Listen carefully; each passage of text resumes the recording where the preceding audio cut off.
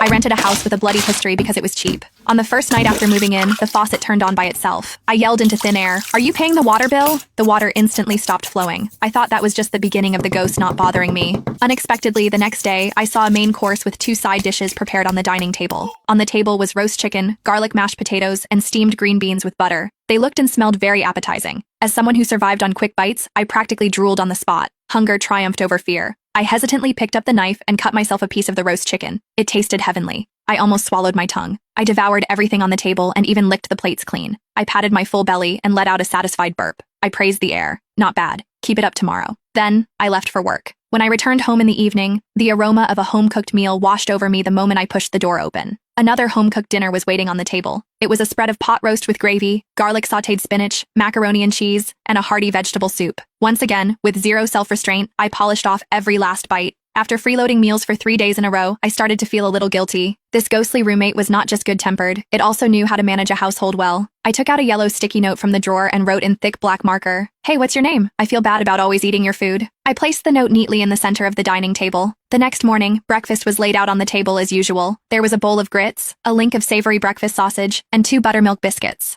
Beside my sticky note lay an identical one. A response was written on it in an elegant flowing script. Nathaniel Simmons. It was a nice name. After finishing breakfast, I left another note. Nat, it's a waste that you didn't get into Le Cordon Bleu to hone your cooking skills. I was purely making conversation for the sake of it. When I returned in the evening, an elaborate dinner was waiting on the table. Under my note, there was a new reply. "What is Le Cordon Bleu?" I burst out laughing. He seemed to have been dead for quite some years. A bold idea occurred to me. I spread out a piece of paper and wrote down a shopping list. It included Australian lobster, Wagyu beef, black truffles, and caviar. I wrote down every expensive ingredient I had ever heard of but could never afford. After finishing the list, I glanced around the room guiltily. The air was dead silent. I placed the list in the center of the table and went to bed with a sense of anticipation. The next day, the first thing I did after waking up was rush to the dining room. The table was empty. There was no breakfast whatsoever, let alone Australian lobster or Wagyu beef. I was a little disappointed. I may have driven the ghost away with my outrageous demands. I sighed and prepared to microwave a box of macaroni and cheese. But when I turned around, I spotted a note pressed under something on the table. It was in Nathaniel's familiar handwriting, though this time his note held a hint of cold anger. Wasteful.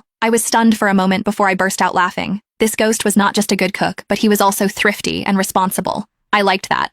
I immediately picked up a pen and wrote back. "My bad, Nat. It's just a joke. Let's just stick to homemade food from now on. I won't bring up that extravagant nonsense again, okay?" I apologized sincerely. Sure enough, when I returned that evening, food was laid out on the table once more. Although they were all simple homemade dishes, I enjoyed the meal more than any other I had ever had. That weekend, as I was lounging on the couch scrolling through my phone, the doorbell rang. I looked through the peephole and saw my colleague, Whitley Brennan. What brought her here? My relationship with her was far from good.